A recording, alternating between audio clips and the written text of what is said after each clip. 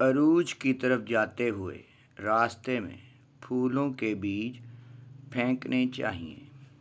زوال کا سفر پرسکون رہے گا۔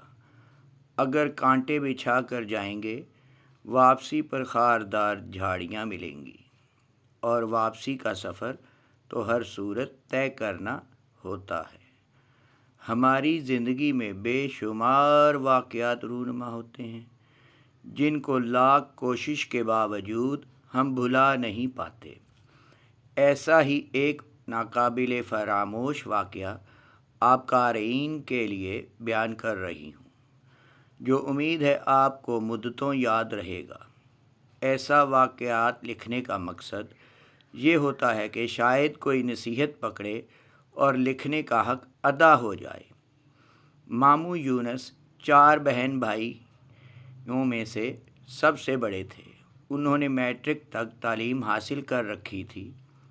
باقی بہن بھائی ان پڑھ تھے۔ گاؤں کے لوگ ماموں کو چودھری کہتے تھے۔ علاقے میں بھی ان کا کافی اثر و رسوخ تھا۔ ناظم سے ان کی دوستی تھی۔ نانا کی 40 ایکڑ اراضی تھی جو نانا کی وفات کے بعد انہوں نے پٹواری اور تحصیلدار سے ساز باز کر کے اپنے نام کروائی۔ جب دوسرے بہن بھائیوں کو پتہ چلا تو وہ اپنے حصے کی زمین مانگنے لگے۔ ماموں نے زمین دینے سے انکار کر دیا اور کہا والد صاحب نے مرنے سے پہلے ہی زمین میرے نام کرا دی تھی۔ چاچو گاؤں کے چند بڑوں کو لے کر اس کے پاس گئے۔ انہوں نے ماموں کو بہت سمجھایا، یہ آپ کے سگے بہن بھائی ہیں، آپ کے والد کی زمین میں آپ سب کا برابر کا حصہ ہے، اپنے بہن بھائیوں کو ان کے حصے کی زمین دے دو، یہ بھی خوش ہو جائیں گے اور اللہ بھی راضی ہو جائے گا۔ مگر کوشش کے باوجود ماموں نے اپنی ضد پر قائم رہے۔ یہاں سے مایوس ہو کر انہوں نے عدالت کا دروازہ کھٹکھٹایا۔ اپنے اثر و رسوخ کی بنا پر وہ عدالتی جنگ بھی جیت گئے۔ اب وہ 40 ایکڑ زرعی زمین کے تنہا مالک تھے۔ ماموں کا ایک ہی بیٹا تھا جو شہر میں تعلیم حاصل کر رہا تھا۔ ایک منشی رکھا تھا جو ہونے والی آمدنی کا حساب کتاب کرتا تھا۔ زمینوں سے اچھی خاصی آمدنی ہو رہی تھی۔ 40 ایکڑ زمین میں 2 ایکڑ زمین غیر آباد تھی۔ یہاں ایک پرانی قبر تھی۔ لوگوں کا خیال تھا اس قبر میں اللہ کا نیک بندہ دفن ہے یا کوئی غیر مرئی مخلوق رہتی ہے، جس وجہ سے چودھری یونس کی فصل دوسرے لوگوں سے زیادہ اوسط دیتی ہے۔ زندگی صبر اور شکر کی آزمائش ہے۔ جو اس آزمائش میں کامیاب رہتے ہیں، زندگی بس ان کی ہے۔ جو صبر اور شکر کی اہمیت کو نظر انداز کرتے ہیں، وہ اس جہاں میں بھی اور آخرت میں بھی ناکام رہتے ہیں۔ لالچ عقل کو اپنا غلام بنا دیتی ہے۔ ماموں کو بھی زیادہ سے زیادہ کی لالچ رہتی تھی۔ اس نے کئی بار سوچا اس غیر آباد زمین کو بھی آباد کیا جائے تاکہ اسے کاشت کے قابل بنایا جا سکے۔ اس طرح آمدنی میں بھی اضافہ ہوگا۔ ایک دن اس نے اپنے منشی لیاقت کو اپنے ارادے سے آگاہ کیا۔ منشی نے کہا، ٹھیک ہے چودھری صاحب، ہم صبح کام شروع کر دیں گے۔ 8-10 دن میں یہ زمین ہموار ہو جائے گی۔ دوسرے دن جب قبر والی زمین کو ہموار کرنے کا کام شروع ہونے لگا تو گاؤں کے بزرگ ماموں کے پاس آئے۔ انہوں نے کہا، اس زمین کو ہموار نہ کریں، یہاں کوئی اللہ کا نیک بندہ دفن ہے یا کوئی غیر مرئی مخلوق رہتی ہے۔ ان کو تنگ نہ کرو، اللہ نے آپ کو بہت کچھ دیا ہے، آپ نے اگر ان کو بے گھر کیا تو یہ آپ کے لیے نقصان دہ ہوگا۔ انہوں نے بڑوں کا کہنا مان کر کام روک دیا۔ رات کو ایک نادیدہ قوت ماموں کے پاس آئی، جسے دیکھ کر وہ ڈر گئے۔ آپ کون ہیں اور کیا چاہتے ہیں؟ میں کوئی بھی ہوں، آپ کو اس سے کیا غرض؟ آپ کو یہ بتانے آیا ہوں کہ آپ کی غیر آباد اور بنجر زمین ہمارا مسکن ہے۔ آپ نے جو اسے ہموار کرنے کا منصوبہ بنایا ہے اسے اپنے ذہن سے نکال دیں۔ اگر آپ نے ایسا نہ کیا تو آپ کا بہت نقصان ہوگا۔ آپ کی زمینوں کی آمدنی بھی ختم ہو سکتی ہے۔ یہ کہہ کر وہ کمرے سے نکلا اور فضا میں تحلیل ہو کر ماموں کی نگاہوں سے اوجھل ہو گیا۔ صبح ماموں نے منشی کو اپنے پاس بلوایا، رات والا واقعہ سنایا اور قبر والی زمین کو ہموار کرنے سے منع کر دیا۔ وقت گزرتا رہا۔ ایک دن ماموں کو فالج کا اٹیک ہوا۔ وہ بستر کے ہو کر رہ گئے۔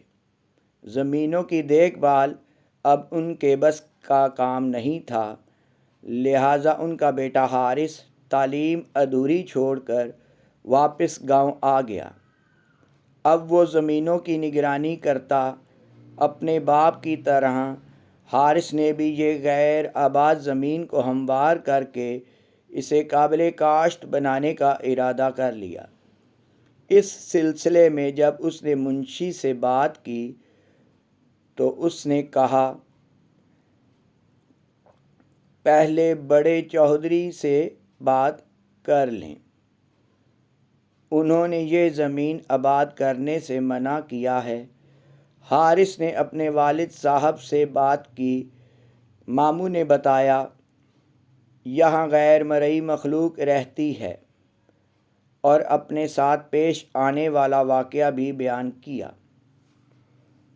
یہ جن بھوت والی باتیں سب جھوٹی ہوتی ہیں، ان کا حقیقت سے کوئی تعلق نہیں ہوتا۔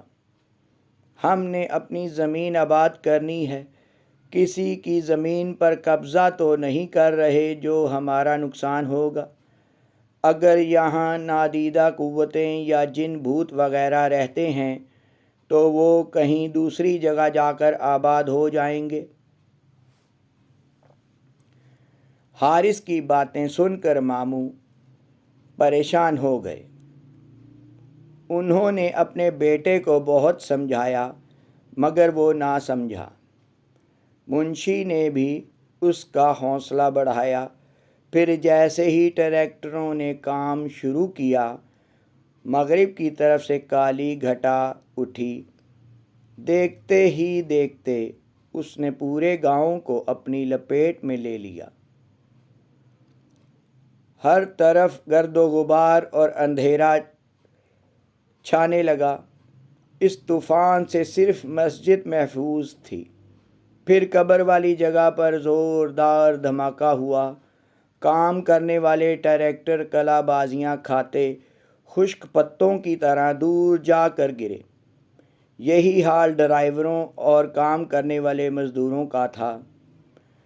ہم آج کسی کو نہیں چھوڑیں گے، ہم تمہارا نام و نشان مٹا دیں گے، تم نے ہمارا آرام و سکون برباد کیا، ہمارے بچوں کو مارا، ہم تمہاری نسل کو مار ڈالیں گے۔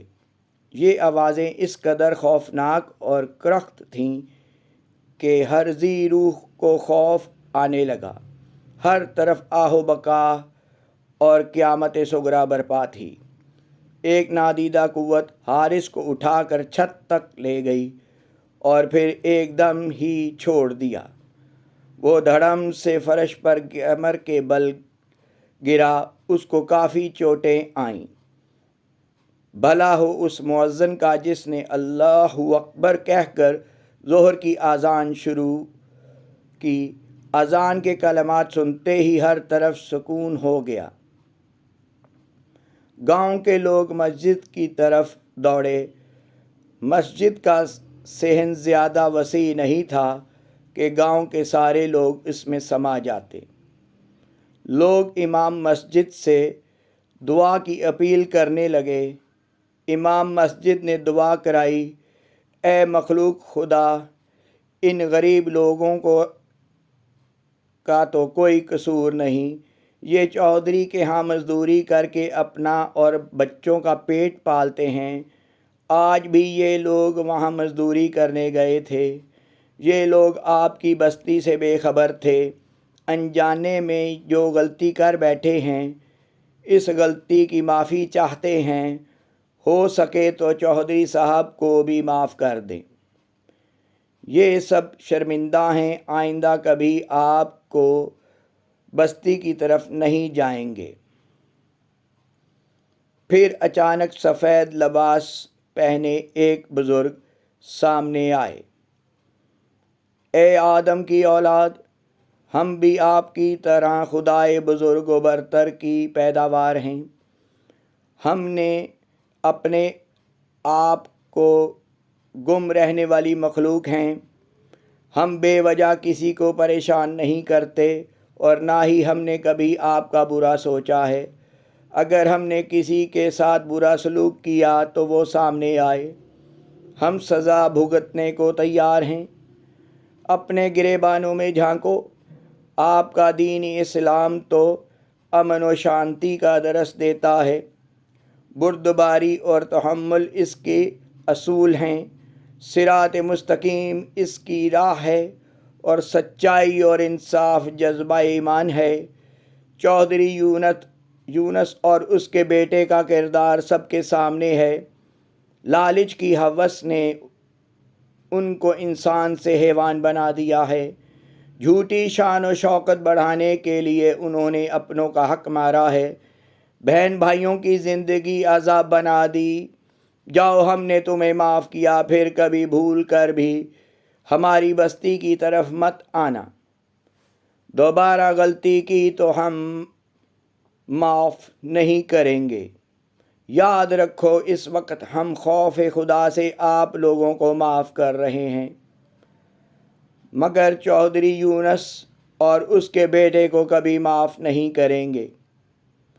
ان کو ہم تڑپا تڑپا کر ماریں گے، ہم ان کو ضرور سبق سکھائیں گے۔ انہوں نے اپنوں کے ارمانوں کا خون کیا، ہماری بستی کو گرایا، یہ معافی کے حقدار نہیں۔ ان کو معافی اسی صورت مل سکتی ہے اگر یہ اپنے بہن بھائیوں کو ان کے حصے کی زمین واپس کر دیں اور دوبارہ کبھی ہماری بستی کا رخ نہ کریں۔ سب لوگ گردنیں جھکائے ان بزرگ کی باتیں سن رہے تھے اور ان کی دہشت سے ہر کوئی کانپ رہا تھا۔ اب میں جا رہا ہوں، اگر چودھری صاحب نے ہماری بات نہ مانی تو ہم ان کو عبرت کا نشان بنا دیں گے۔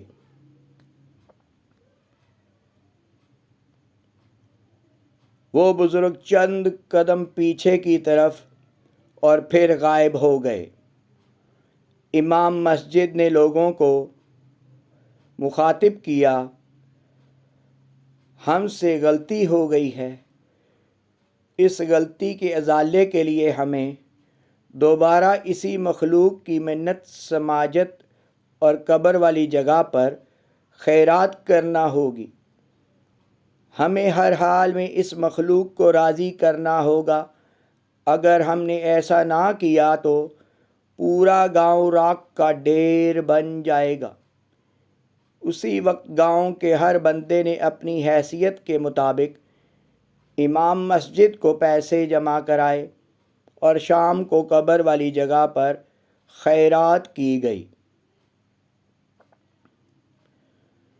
ماموں یونس نے اپنے بہن بھائیوں کو وہاں بلوا کر ان کے حصے کی زمین دے دی۔ گاؤں کی رونق پھر سے بحال ہونے لگی، لیکن ماموں کی حالت پہلے سے زیادہ خراب ہو گئی۔ ایسا محسوس ہو رہا تھا کہ ماموں کا آخری وقت قریب آ چکا ہے۔ گاؤں کے بڑے عیادت کے لیے آتے تو وہ مشورہ دیتے، چودھری صاحب اپنے بہن بھائیوں کو راضی کر لو، ان سے معافی مانگ لو۔ بڑوں کی بات مان کر ماموں نے بہن بھائیوں کو اپنے پاس بلوایا، اپنے کیے کی معافی مانگی۔ سب بہن بھائیوں نے اسے معاف کر دیا۔ ایک بار پھر جنات کی بستی میں خیرات بانٹی گئی۔ لوگ خیرات کے چاول کھا رہے تھے کہ ایک دم ایک لمحے کے لیے سب کچھ روشن ہو گیا۔ امام مسجد نے کہا، جنہوں نے دل سے چودھری کو معاف کر دیا ہے۔ دوسرے دن حارث نے اپنے والد کو شہر کے ایک ہسپتال میں داخل کروا دیا۔ اب وہ آہستہ آہستہ تندرست ہونے لگے۔ 1 ماہ ہسپتال میں رہنے کے بعد وہ گھر آ گئے۔ ماموں اب مکمل طور پر صحت یاب ہو چکے تھے۔